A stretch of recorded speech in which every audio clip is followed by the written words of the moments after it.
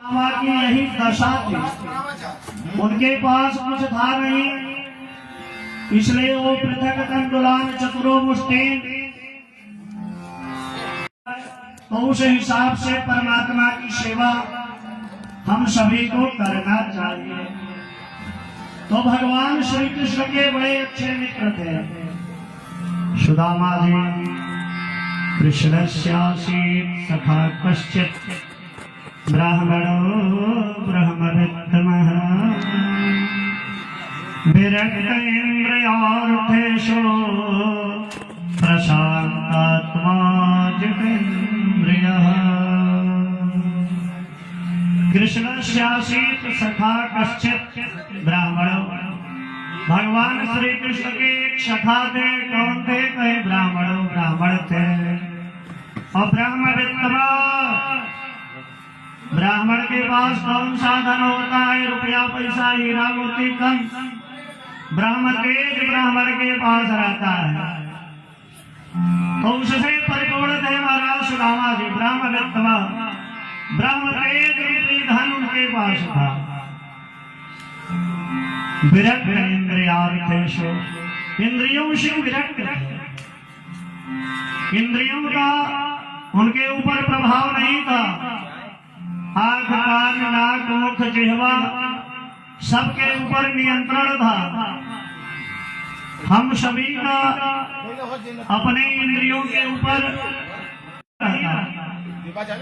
और जिसका अपने सफल रखना चाहिए। इंद्रियों के न घोड़े भागे,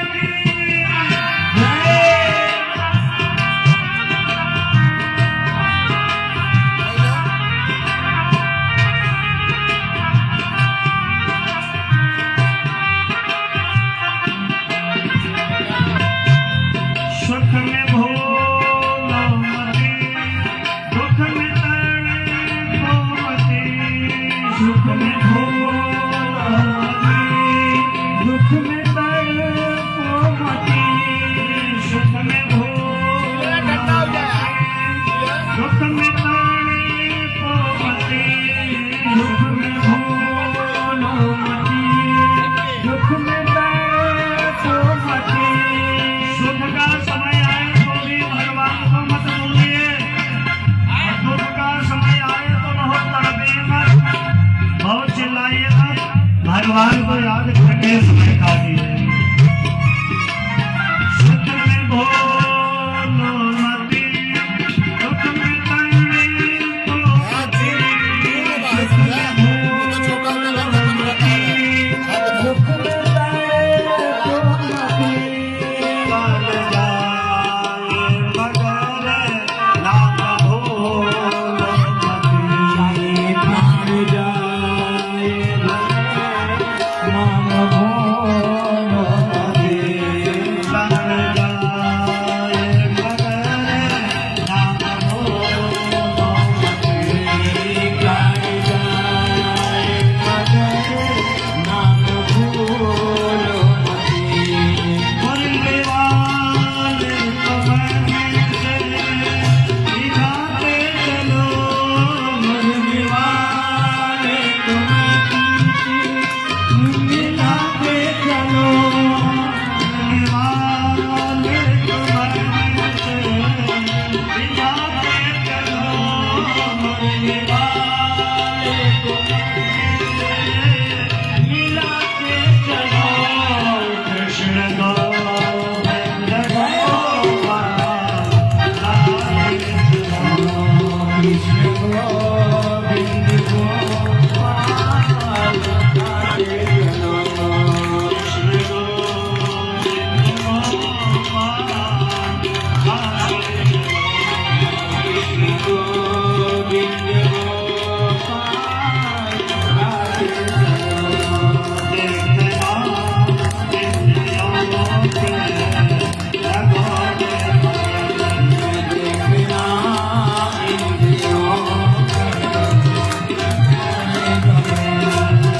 गोविंद गोपाल,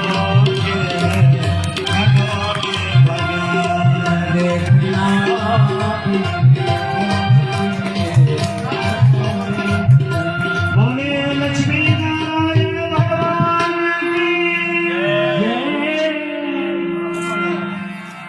इंद्रियों के ऊपर नियंत्रण रखिए। इंद्रियां बड़ी चंचल है, इंद्रियों के ऊपर नियंत्रण रखिए। ये घोड़े बड़े चंचल हैं, अगर इनको छोड़ दिया जाए तो आप बैठ नहीं सकते। इसलिए संयम की डोरी से, तपस्या की डोरी से, साधना की डोरी से, ज्ञान की डोरी से इन इंद्रियों को बांध करके रखिए, तभी आपको लाभ मिलेगा। तो सुदामा जी विरक्त इंद्रियार्थेषु प्रशांतात्मा जितेंद्रियः, नहीं है। इंद्रियों से विरक्त है, ऐसे पता नहीं है। प्रशांत आत्मा अपनी आत्मा में संतुष्ट।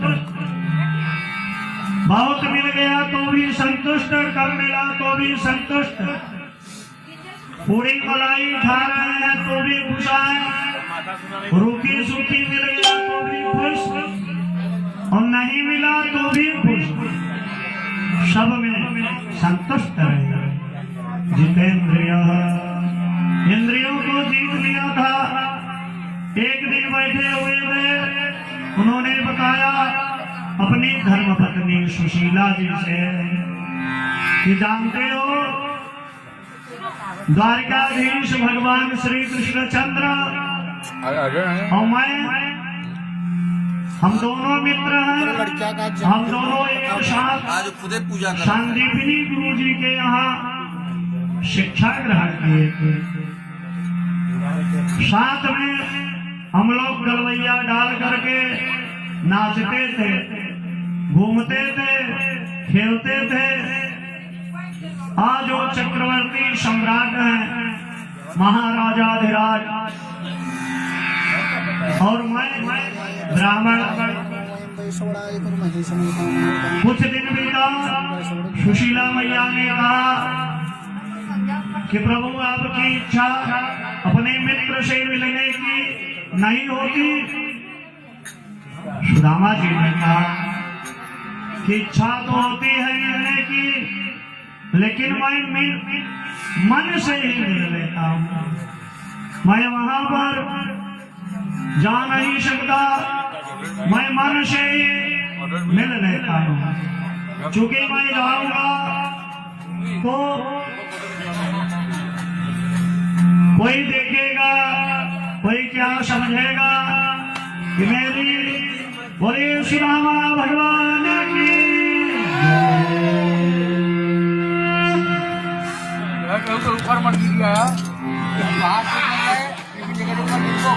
सुदामा जी को भाई आसन दीजिए, बैठाइए।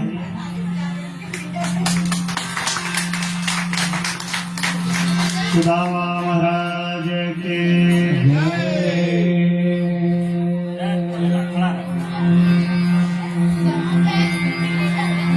श्री कृष्णाय नमः।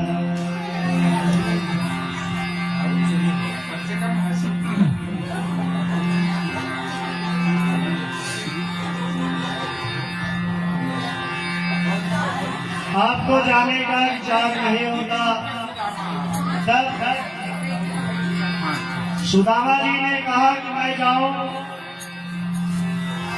और इतने बड़े सम्राट हैं हमारे मित्र, जो देखेगा तो क्या सोचेगा कि एक मित्र इतना बड़ा सम्राट और एक मित्र की ये दशा, तो मेरे जाने से मेरे कन्हैया को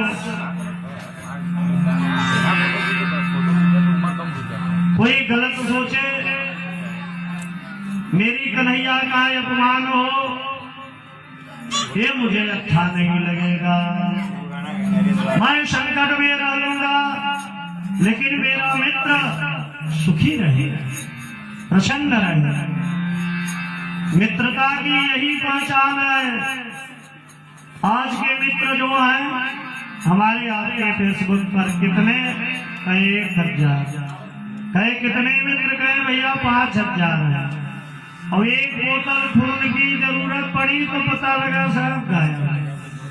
ऐसे मित्रों को हम लोग जोड़ के बैठे हैं। बाबा तुलसी ने बड़ा अच्छा लिखा, जे मित्र दुख हो हे दुखारी, जे मित्र दुख हो हे दुखारी, जे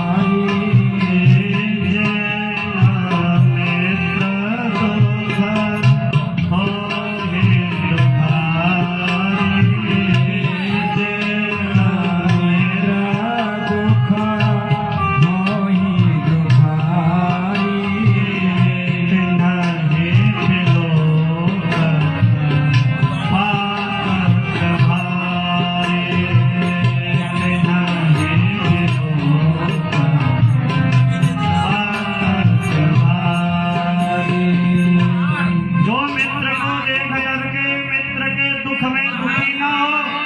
ऐसे मित्र को देखने से भी पाप लगता है।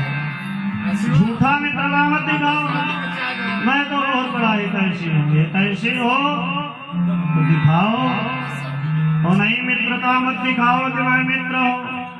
तिनहि विलोकत पातक भारी, भारी पातक लगता है। और अपना छोटा सा बड़ा भी तो कहो तो उसे छोटा समझना चाहिए, और मित्र का छोटा सा दुख हो तो उसे बहुत बड़ा समझना चाहिए, और समझ करके उसके दुख में हर प्रकार से सहयोग करना चाहिए। तो इसीलिए मैं नहीं जाना चाहता। अब सुशीला ने बड़ा निवेदन किया कि आप अपने लिए नहीं मेरे लिए चले जाइए, और बस जाकर के यही चीज कहना है, एक मास दय पाठ में 2 एकादशी हो, पर मेरे घर प्रभु जी नित एकादशी हो। एक मास दय पाठ में 2 एकादशी हो, पर मेरे घर श्याम जो नित एकादशी हो। बस इतना ही कहना है, और वैसे तो एक महीने में 2 पक्ष होते हैं और 2 पक्ष में 2 एकादशी होती है, कृष्ण पक्ष शुक्ल पक्ष की एकादशी। लेकिन मेरे घर श्री श्याम जी नित्य एकादशी हो, मेरे घर में रोज एकादशी होती है। यही बस कहना है, कुछ नहीं कहना है। सुदामा जी ने कहा इतने दिन बाद जा रहा हूँ मित्र से मिलने, तो कुछ भेंट को लेकर के जाओ। सुशीला ने कहा आप चिंता मत करिए, मैं तुरंत ही भेंट की व्यवस्था करती हूँ। या चित्वा चतुरो मुष्टि पृथक तंडुला, मांग करके ले आई है। चतुरो मुष्टि 4 मुट्ठी, पृथक तंडुला भी एक घर का नहीं है। देखिए सुशीला कितनी बुद्धिमान है, 4 घर से 4 मुट्ठी चावल मांग करके, पृथक तंडुला चावल कहिए चीरा कहिए, मांग करके लाई है। चूंकि उसकी ऐसी दशा है, उसके घर में कुछ है नहीं, 4 मुट्ठी चावल तक नहीं है कि दे सके, वो भी मांग करके लाई है। इसको ले जाके परमात्मा को दीजिएगा। कृष्ण कन्हैया ले लिए, घर से तो निकल गए, मन में बस भगवान का ध्यान करते हुए निकल गए। श्री कृष्ण गोविंद हरे मुरारे, हे नाथ नारायण वासुदेव। श्री कृष्ण गोविंद हरे मुरारे, हे नाथ नारायण वासुदेव।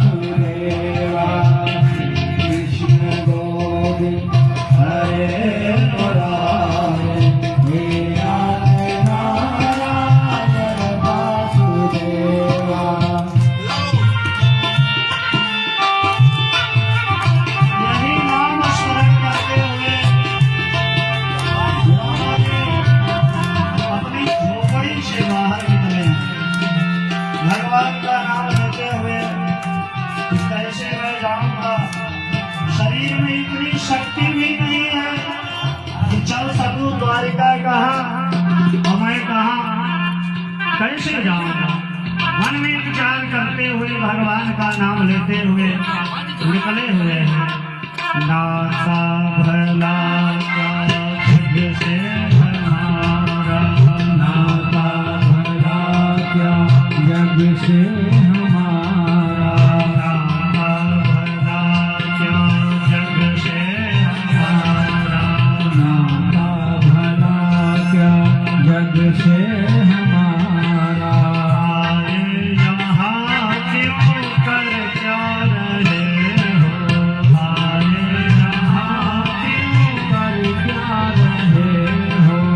सोचो विचारो हरि को पुकारो, सोचो विचारो हरि को पुकारो, सोचो विचारो हरि को पुकारो।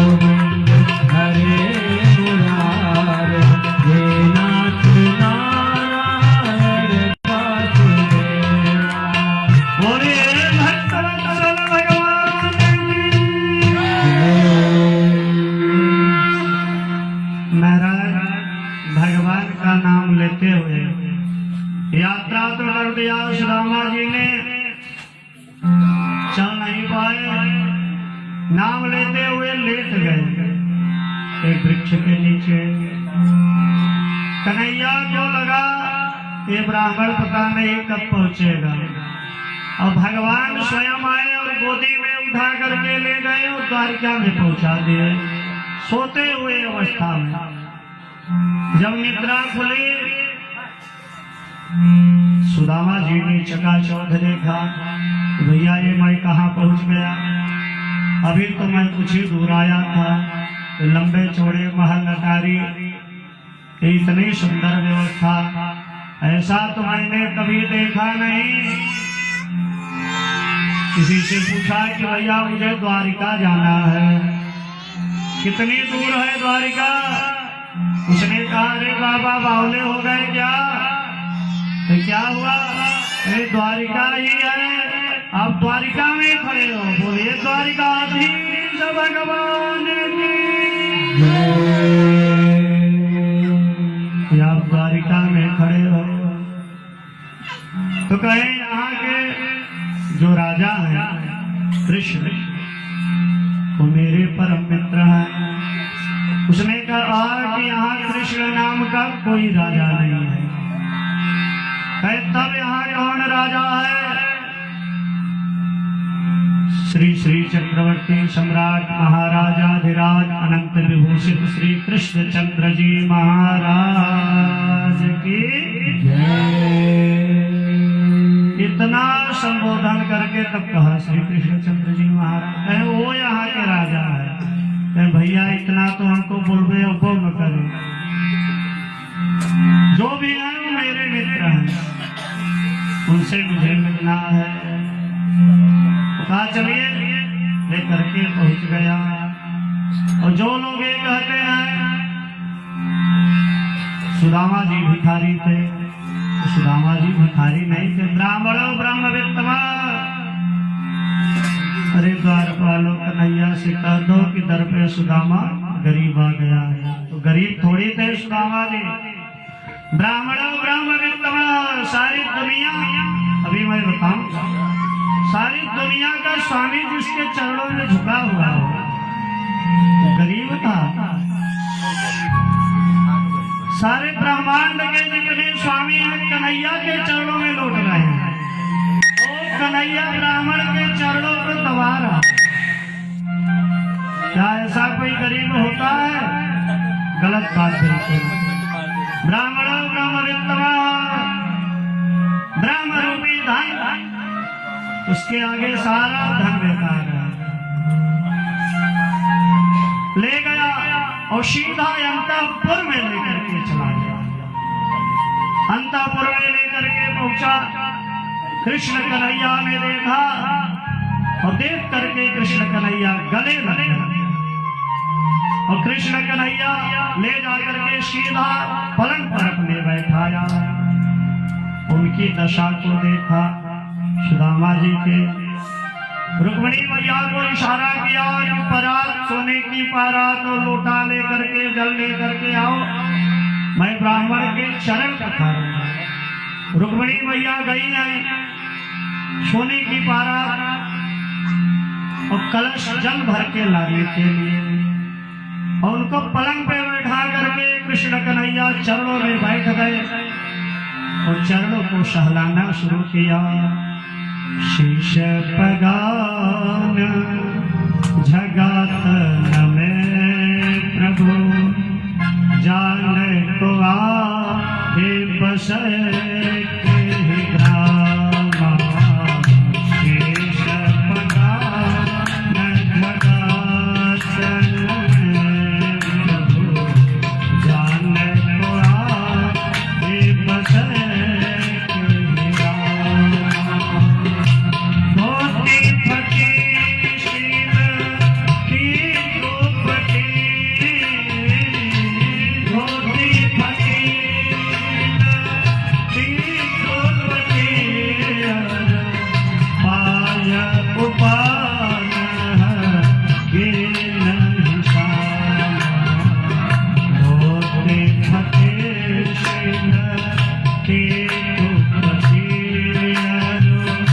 पाया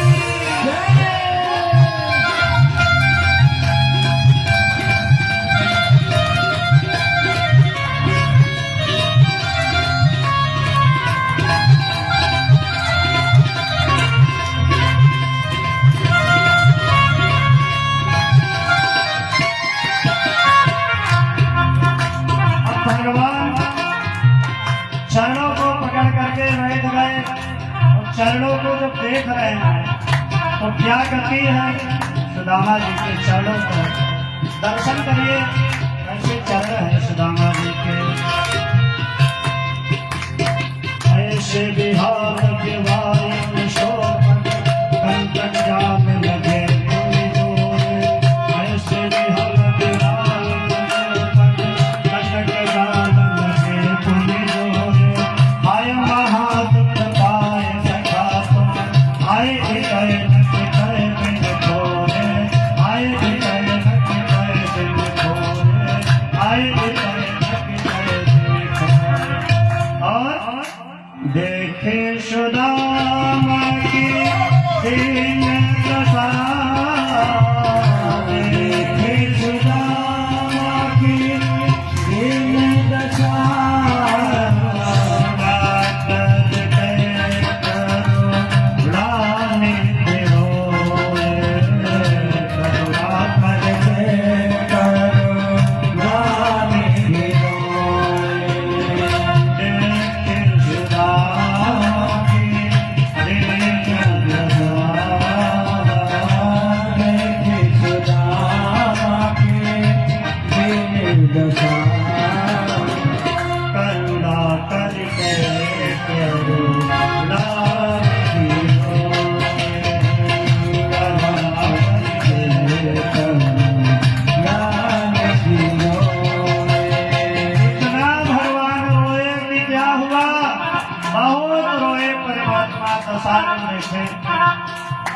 पानी परात को हाथ छुयो नहीं पानी परात को हाथ छुयो नहीं नैनन के जल शोभन धोए नैनन के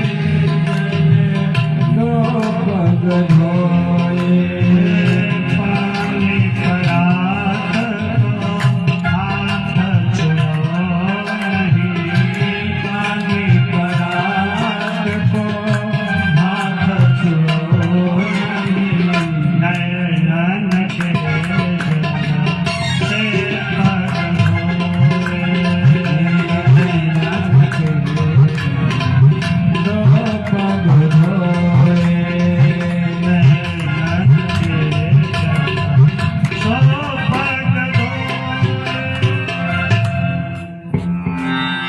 इतना परमात्मा सुदामा की दशा को देख करके नेत्रों से आंसू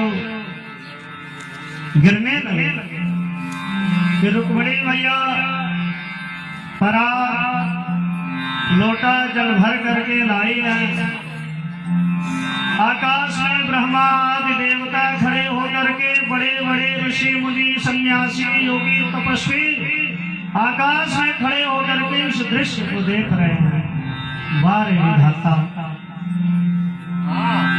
जिसके एक दर्शन के लिए लोग करोड़ों करोड़ों वर्ष तपस्या करते हैं, वो विधाता आज ब्राह्मण के चरण को धुल रहा है। और किससे धुल रहा है? पानी परात को हाथ छुआ नहीं, जल से नहीं धुल रहा है, नेत्रों से धुल रहा है, नेत्रों के जल से। आज सुदामा जी को क्या नहीं मिला? सुदामा जी को जल से सिंचित करके दिव्य आसन अपनी पलंग पर बैठाया। कृष्ण कन्हैया ने उनकी बड़ी अच्छे से पूजा किया। पूजा करके प्रसाद भोजन आदि पवाया। तो भोजन आदि पवाने के बाद लक्ष्मी मैया पंखा झल रहे हैं और कृष्ण कन्हैया चरण दबा रहे हैं। भागवत में लिखा है, अपने मन से मैं नहीं बोल रहा हूं। और हम लोगों ने श्रीमद् भागवत महापुराण नहीं लिखा, न तो बनाया है। तो लक्ष्मी मैया पंखा झल रही है, तो कृष्ण कन्हैया चरण दबा रहे हैं। इतना कोई भी व्यक्ति कितना भी बड़ा महान हो, क्या किसी के साथ ऐसा परमात्मा ने किया? कोई उदाहरण उठा के बताइएगा जो आज सुख सुदामा जी को मिला। जो लोग कहते थे भिखारी हैं, गरीब हैं, वो स्वयं गरीब हैं, मूढ़ हैं, ज्ञानी हैं, ब्राह्मण ब्रह्म लगते हैं। लक्ष्मी जिसको पंखा झल रही है, त्रिलोकी का स्वामी चरण दबा रहा है, उसे और क्या चाहिए? सारा हाल समाचार दुखा सुखा हुआ। कृष्ण कन्हैया ने कहा कि भैया जब हम लोग गुरुकुल में पढ़ते थे, एक दिन गुरु माता ने हम लोगों को संविधा लाने के लिए भेजा और थोड़ी रात्रि हो गई, बरसात होने लगी। हम लोग पेड़ों की डाल में छुप गए, किसी प्रकार रात्रि बिताए। उस समय गुरु माता ने आपको चना दिया था और आप खा रहे थे। और मैंने कहा भैया बहुत जोर की भूख लगी है। और जब आप चना फोड़ते थे तो पट दे आवाज करता था। मैंने कहा ये आवाज कैसी हो रही है? तो आपने कहा कि भैया ये ठंडी से हमारे दांत कट कट कट कट बज रहे हैं। वो आप चना चोरी से खा रहे थे। सुदामा जी हंसने लगे, भैया ये तुमको याद है? अरे भैया क्यों नहीं याद रहेगा? तो मित्रता की सारी बातें होने लगी। कृष्ण कन्हैया ने कहा भैया विवाह याद कर लिए कि नहीं? हाँ भैया विवाह तो कर लिए। तुम्हारी भाभी का नाम सुशीला है। अब कृष्ण कन्हैया की पटरानियां आकर के सुदामा जी के चरणों में प्रणाम करने लगी। सुदामा जी सभी को आशीर्वाद दे रहे हैं, सौभाग्यवती भव, सौभाग्यवती भव, पुत्रवती भव, आरोग्यवती भव। इस प्रकार आशीर्वाद देते देते हाथ उठाते उठाते कन्हैया सुदामा जी का हाथ दुखने लगा। लंबे लाइन 16,108। सुदामा जी ने पूछा कि भैया अभी कितनी है? भगवान ने इशारा किया उधर लाइन देखो। तो कहीं सब पूरा पड़ोसी पूरा गांव बुला लिए क्या? कन्हैया ने कहा सब अपनी है। कहें भैया तब तो आने में जितना कष्ट नहीं हुआ उससे ज्यादा तो सारा कसर तो यही निकाल लेगा। तो सबका तुम ही प्रणाम कर लो, तुझे मैं आशीर्वाद दे दो और तू सबको दे दो। भगवान श्री कृष्ण बड़े प्रसन्न हुए, चरणों में प्रणाम किया। अब कहा कि जब भैया शादी हुई तो तुमने मुझे बुलाया नहीं। सुदामा जी ने कहा भैया एक तो शादी हुई, इसी प्रकार से वो भी मैं गरीब आदमी, इतना हमारे पास व्यवस्था नहीं थी आपको बुलाने की, इसलिए हम नहीं बुला पाए। लेकिन तेरी तो लंबी चौड़ी लाइन लगी है, तुमने एक में भी नहीं पूछा। अरे एक में भूल जाते, दूसरी तीसरी चौथी पांचवी किसी में तो बुला लेते।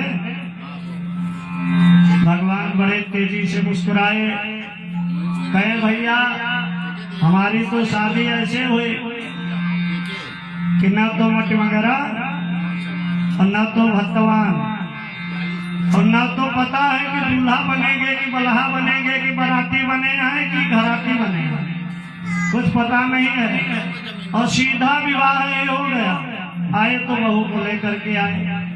तो हमारी तो इस प्रकार से विवाह हुआ है कि पहले कोई योजना नहीं, कुछ पता नहीं, तो चट मंगनी पट विवाह एक गति हमारी हुई। हम क्या बुलाए, पता लगा बारात बुला ले, पता नहीं है मेरा विवाह होगा कि दूसरे का होगा। तो भैया जब भाभी जी आ गई हैं तब तो तू आया है तो कुछ लेकर के ही आया होगा। भाभी जी ने कुछ न कुछ जरूर भेजा होगा। भेंट सुदामा जी जो चतुरो मुस्तीन पृथक तंडुलान है उसको बिल्कुल हाथ से कांख में दबाए हुए हैं। कि मैं क्या निकाल के दे दूं कि यही चीथड़ा कपड़े में यही 4 मुट्ठी चावल लेके आया हूं। इतनी लंबी बारात कन्हैया ने लगाया है। हमारे लज्जा के कारण सुदामा जी दे नहीं रहे, लेकिन भगवान ने जबरदस्ती प्रेम बस उनकी कांख से उस पोटली को खींच लिया। खींच करके महाराज उसको खोला और खोल करके 1 मुट्ठी चावल अपने मुख में डाल दिया और डाल करके 1 लोक का स्वामी सुदामा जी को बना दिया। दूसरा मुट्ठी जब ही उठाया तब ही बगल में रुक्मिणी महारानी थी। रुक्मिणी महारानी ने तुरंत हाथ पकड़ लिया कि क्या आप स्वयं सुदामा बनना चाहते हो? महाराज कुछ बचाए रहो, बहुत से भक्त हैं रक्षा करने के लिए। उस रात में सुदामा जी ने विश्राम किया। प्रातः काल हुआ, सुदामा जी के चरणों में कृष्ण कन्हैया ने प्रणाम किया, सारी रानियों ने प्रणाम किया और विदा किया। न तो सुदामा जी ने कुछ मांगा, न तो कृष्ण कन्हैया ने कुछ उनको दिया। जैसे गए थे प्रेम से एक दूसरे से मित्र मिले, बिल्कुल उसी भाव से चल गए। सुदामा जी के मन में जरा सा भी क्षोभ नहीं है, इन्होंने कुछ दिया नहीं, न तो कृष्ण कन्हैया को जो दिया अभिमान है। अब सुदामा जी अपने घर पर गए और जा करके देखा तो वहां की क्या स्थिति थी। साथ पूरा बाजार बदल गया था, पूरा सुदामा नगर बसा हुआ था। माता सुशीला लक्ष्मी की तरह उस महल में विश्राम कर रही थी। दरवाजे पर सैनिक लगे हुए थे। सुदामा जी अपनी झोपड़ी खोज रहे हैं, झोपड़ी कहाँ है, झोपड़ी कहाँ है। सैनिकों से पूछा कि भैया ये महल किसका तैयार हो गया, कौन सा नगर है? भाई ये तो सुदामा नगर है। भाई हमारी यहीं पे झोपड़ी थी, कहाँ चली गई? भाई होगी कहीं, हमको नहीं पता, ये तो सुदामा जी का है। किसी व्यापारी ने बनवाया होगा। नहीं नहीं, वो तो ब्राह्मण देवता का है। कहीं ब्राह्मण देवता कहाँ है? कहीं वो तो द्वारिका गए हैं। तो सुदामा जी सोचने लगे कि ये सब तो हमारा ही हाल है। तो कहीं कोई तो होगा, कहीं हाँ उनकी धर्मपत्नी आई। सुशीला जी को बुलवाया गया। सुशीला जी ने देखा, सुशीला जी ने बड़ा सुंदर आरती की थाली तैयार किया। आरती की थाली तैयार करके सुशीला जी ने सुदामा जी का बड़ा सुंदर आरती किया, चरणों में प्रणाम किया और ले जाकर के सुदामा जी को सिंहासन पर बैठाया। सुदामा जी ने कहा कि देखो, तुमको धन की जरूरत थी, अब सोना खाओ, चांदी पहनो, हीरे मोती पिसवा करके इसी के दाल चावल बनवा के इसी को खाओ पहनो। मुझे सोने चांदी हीरे मोती से कोई मतलब नहीं है। मैं तो बस परमात्मा से निष्काम प्रेम करता हूँ। मुझे कन्हैया मिल गया, कन्हैया का दर्शन हो गया, बस मुझे उसका जीवन भर का साथ चाहिए। छोड़ करके निकलने लगे राजपाट सब। सुदामा जी परमात्मा प्रकट हुए कृष्ण कन्हैया। उन्होंने कहा कि मित्र, मैंने कुछ नहीं दिया है। मित्रता का कर्ज बहुत बड़ा होता है। मैंने तो तेरे लिए कुछ नहीं दिया है। अब जो भी मैंने दिया है उसी का उपयोग करो और भगवान का भजन करो। सुख दुख किसी भी स्थिति परिस्थिति में परमात्मा को याद करते रहो। बस इतना ही करना है और कुछ नहीं करना है। मेरे सिर पर रख दो बाबा अपने ये दोनों हाथ। मेरे सिर पर रख दो बाबा अपने ये दोनों हाथ। देना हो तो दीजिए मुझे जन्म जन्म का शान। देना हो तो दीजिए जन्म जन्म का शान। मेरे सिर पर रख दो बाबा, मेरे सिर पर रख दो बाबा अपने ये दोनों हाथ। देना हो तो दीजिए जन्म जन्म का शान। देना हो तो दीजिए मुझे जन्म जन्म का शान। श्री राधे।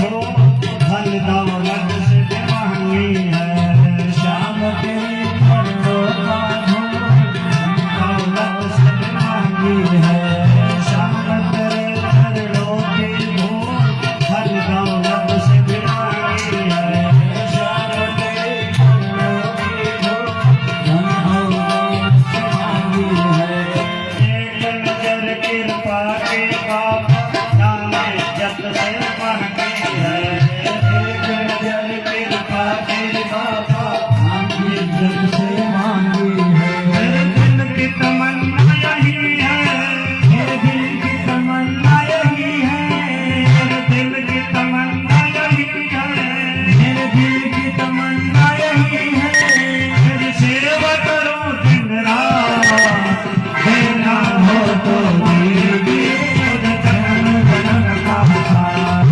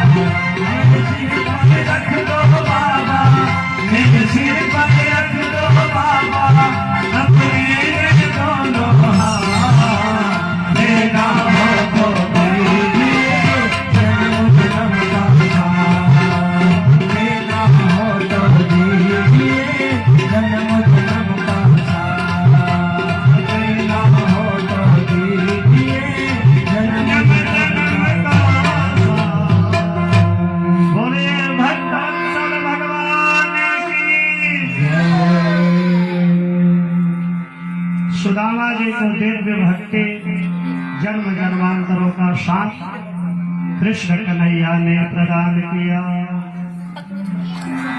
वसुदेव जी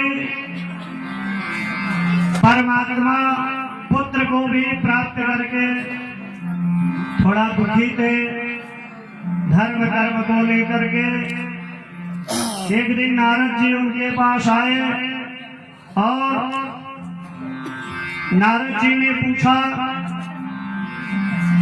कि आपका संध्या वंदन धर्म कर्म याद सब अच्छे से चल रहा है अथवा नहीं। वसुदेव जी ने कहा कि सारे कार्यों से मैं निवृत्त हो गया हूँ, अब मैं मन को भगवान में लगाना चाहता हूँ। मन को परमात्मा में कैसे लगाया जाए और जो जीवन में किसी भी प्रकार से ज्ञात अज्ञात अवस्था में पाप आदि हो गया है उसके लिए क्या किया जाए। नारद जी ने कहा कि उसके लिए सबसे सरल उपाय है विष्णु भगवान की आप आराधना करें। क्योंकि कोई भी कितना बड़ा ऋषि हो, देवता हो, महात्मा हो, तो जब तक परमात्मा के चरणों में अर्चन नहीं करता, उनके चरणों में प्रेम नहीं करता, उनकी आराधना नहीं करता, तब तक उसका सारा ज्ञान विज्ञान सब बेकार रहता है। बुद्धि की सदुपयोगिता और मानव जीवन की सदुपयोगिता पैसे कमाने में नहीं है। जीवन का मूल लक्ष्य परमात्मा के चरणों की प्राप्ति, परमात्मा में मन को लगाना और अपने जीवन को सफल बनाना यह होना चाहिए। इसके लिए आप भगवान विष्णु की आराधना करिए, यज्ञ करिए।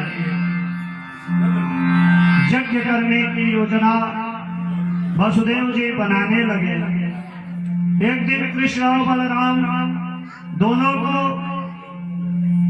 देवकी और वसुदेव जी ने पास में बुलाया और बुला करके कहा कि मुझे पता है कि आप दोनों परमात्मा हो, आप दोनों जो चाहो सब कर सकते हो, इसलिए मेरी एक इच्छा है।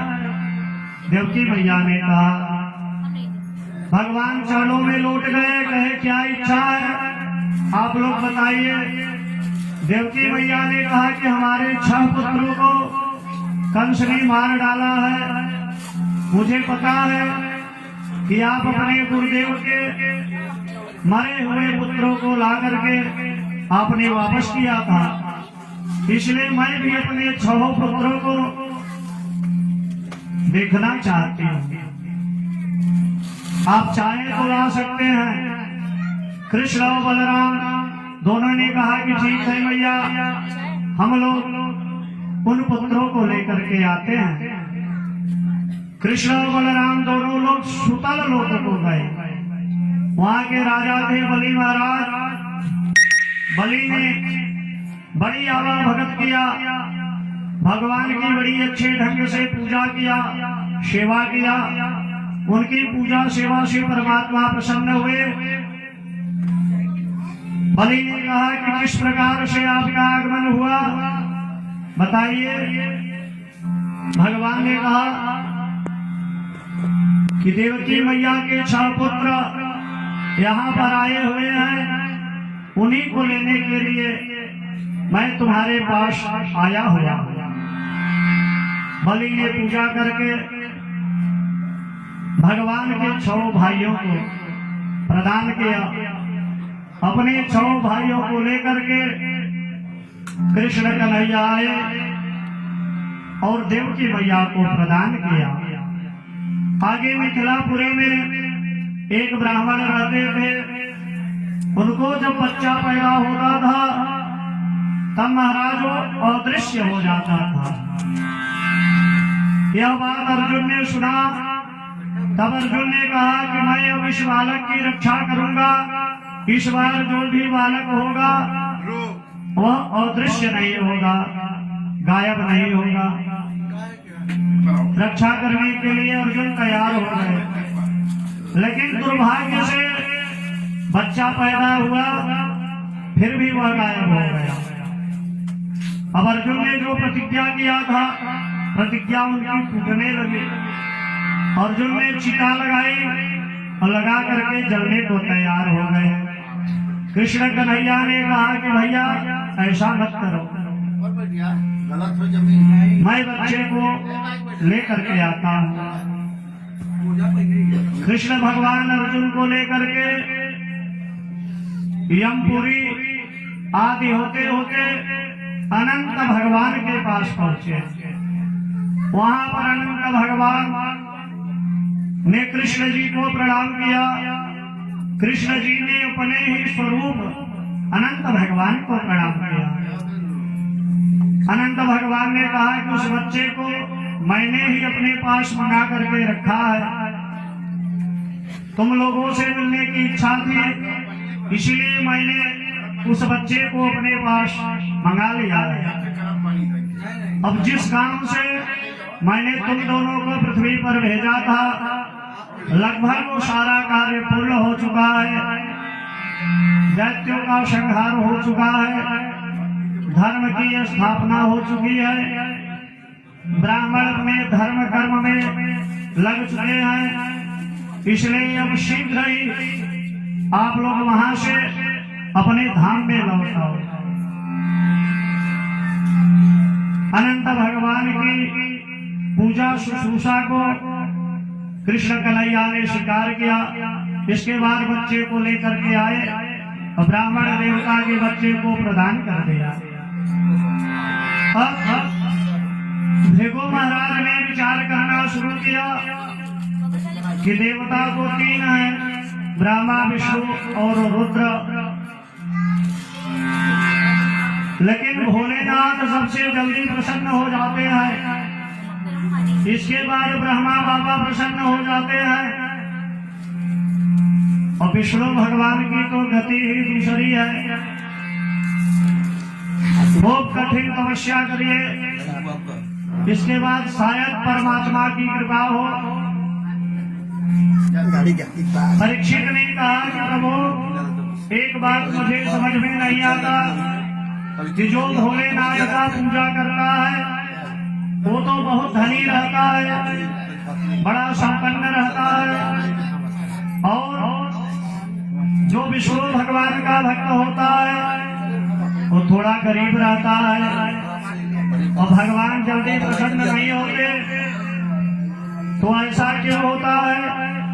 तब भगवान श्री कृष्ण ने कहा, और उधर सुखदेव भगवान ने बताया कि भगवान ने कहा है कि जब कोई भी व्यक्ति मेरी आराधना, मेरी साधना, मेरी पूजा करना प्रारंभ करता है तो सबसे पहले मैं इसकी कठिन परीक्षा लेता हूँ।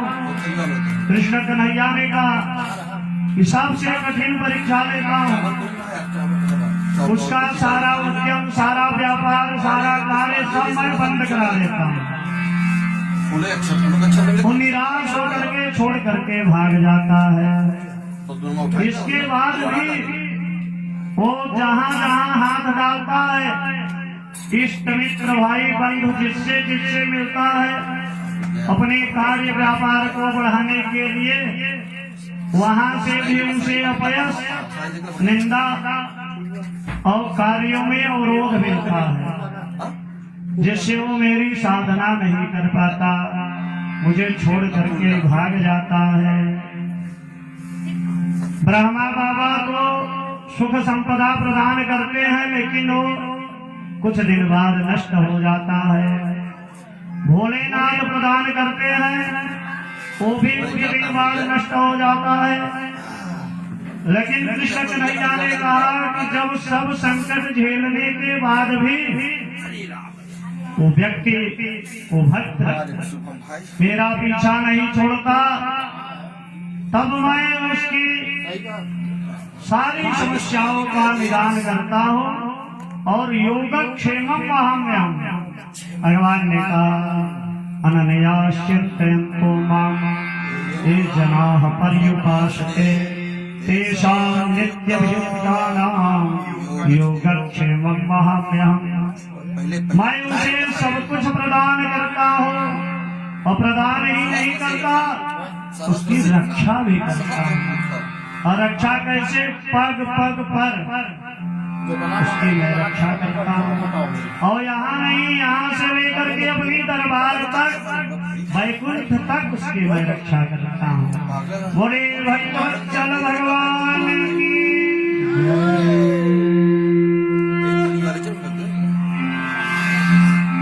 आगे शकुनी अंदर एक वृकासुर था।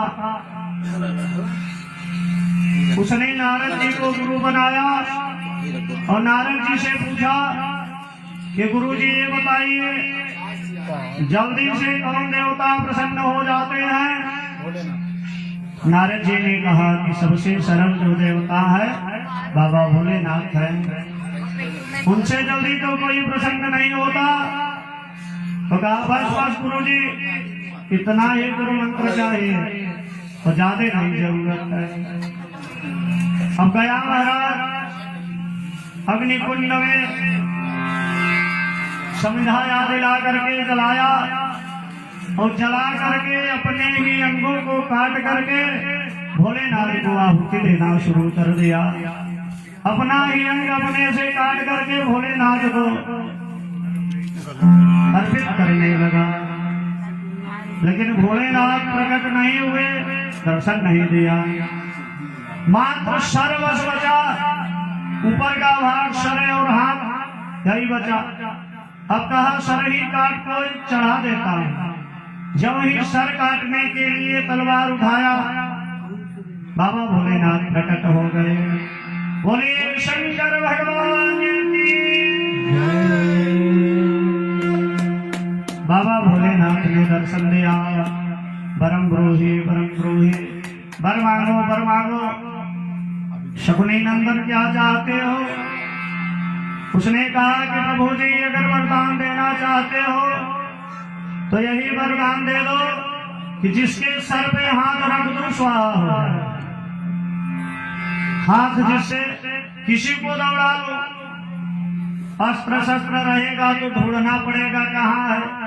अरे तो हाथ तो कहीं ढूंढना है नहीं, हाथ तो पास में ही है। तो जिसके सर पे रख दो तो जल करके मृत्यु हो जाए। बाबा भोलेनाथ ने कहा तथास्तु। साथ में लक्ष्मी मैया भी गई थी, माता पार्वती। अब जब ये देखा उसने की इतनी सुंदरी माता पार्वती, अरे बाबा फटकर स्वभाव वाला, इसके साथ इतनी सुंदरी महिला शोभा नहीं देती, ये मुझे मिल जाती तो बड़ा अच्छा होता। और बाबा का वरदान बाबा के ऊपर ही लेके दौड़ पड़ा, दौड़ा लिया बाबा भोलेनाथ को। अब आगे आगे भोलेनाथ, पीछे पीछे वृकासुर दौड़ा। भोलेनाथ पसीना पसीना हो गए। कन्हैया को याद किया कि भैया ये जो संकट आया है तुम्हें उबार सकते हो और कोई उबारने वाला नहीं है। नटवर नागर छेर छबीले भगवान श्री कृष्णचंद्र एक छोटे से बालक के रूप में उसी वन में प्रकट हो गए। बोले कृष्ण कन्हैया लाल की। और बड़े जोर से आवाज लगाया, अरे शकुनी नंदन वृकासुर कहाँ भागे जा रहे हो? जब ही वृकासुर ने सुना, पीछे देखा कि कौन बुला रहा है। अरे ब्राह्मण, कहा मुझे जानते हो क्या? जानता हूँ तभी तो तुझे नहीं, तेरे बाप को भी जानता हूँ। शकुनी का तू लड़का है ना? कहे हाँ हाँ, अच्छा पहचाना। कहता समझ गया कि कोई जानकार बालक है। रुका कहा जल्दी बताइए किस लिए बुलाए, नहीं हो बाबा भाग जाएगा। उसके पीछे क्यों भाग रहे हो? इसीलिए तो तुमको मैं रोक रहा हूँ। कहे क्या हुआ?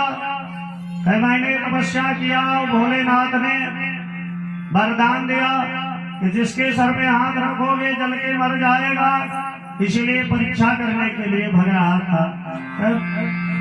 तू भी ठग लिया गया है क्या? कहीं यही तो मैंने भी इसी की तपस्या किया था, और इसको कोई वरदान है ही नहीं इसके पास। ये बस यही एक वरदान देता है कि जिसके सर पे हाथ रखोगे जल के भर जाएगा। यही मुझे भी लिया था, लेकिन पूरा हाथ देख लीजिए इतना गड्ढा पड़ गया लोगों के सर पे हाथ रखते रखते, लेकिन आज तक कोई जल करके मरा नहीं। ना हो तो परीक्षा करो, कहीं उतनी दूर जो तुम दौड़ करके जा रहे हो, तेरा सर तेरे पास है, अरे उसी पर रख के परीक्षा कर लो। उसने कहा अरे बड़ा अच्छा बता रहे हो, और रखे मार लीजिए तुरंत जल के मर गए तो क्या होगा? भगवान ने कहा भाई कुछ आंच लगेगा हटा लेना, आंच नहीं लगेगा तो रख लेना। अब कहा पहले तू ऊपर रखना, डायरेक्ट मत रखना।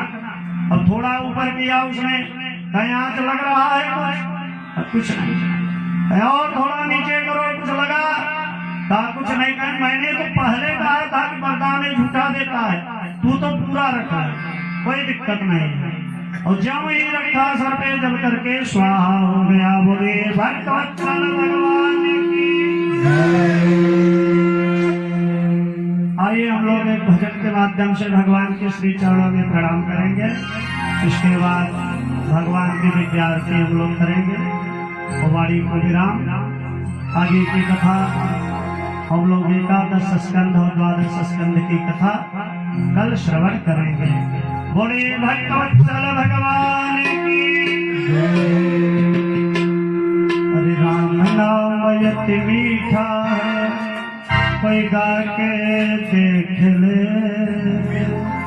राम नाम यति मीठा है, कोई गा के देख ले। आ जाते हैं कोई बुला के देख ले। राम नाम यति मीठा है, कोई गा के देख ले। राम नाम यति मीठा है, कोई गा के देख ले। आ जाते हैं राम, कोई बुला के देख ले। आ जाते हैं राम, कोई बुला के देख ले। बोलिए राधा गोविंद जय हो।